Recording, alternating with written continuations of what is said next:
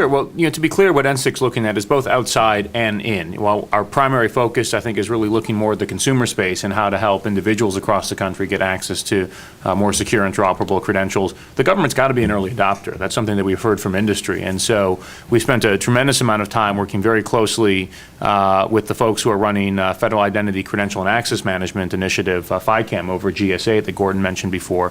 FICAM really represents the .gov embodiment of NSTIC. It is the set of standards and rules that will allow today the government to accept a lot of different externally issued credentials.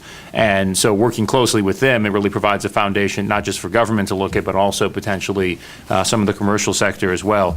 I think we've got standards right now at a lower level of assurance. If you're talking just about using username and passwords that are issued by external providers interoperably. I think at a higher level of assurance, when you start to get to more robust security technologies, there really is a lot of work to be done both in government and the private sector. I will tell you right now, as we embrace the part of our role as a National Program Office of NSTIC that's coordinating different interagency activity, it's really clear that whether you're looking at the VA or Social Security or the IRS or the Department of Education, there are a lot of killer apps that agencies are working to move online that they can't do without actually having some sort of strong two-factor authentication. Right. And one thing we're trying to do is ensure that every agency doesn't build a solution in a silo.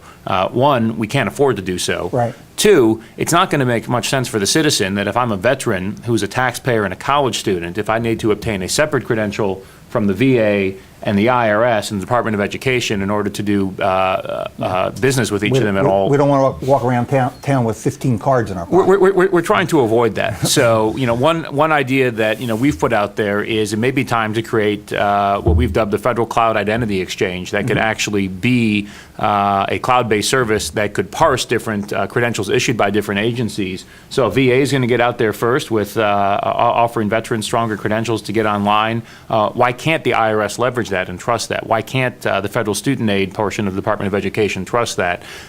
We could really improve citizen services and achieve interoperability very quickly with something like that. That's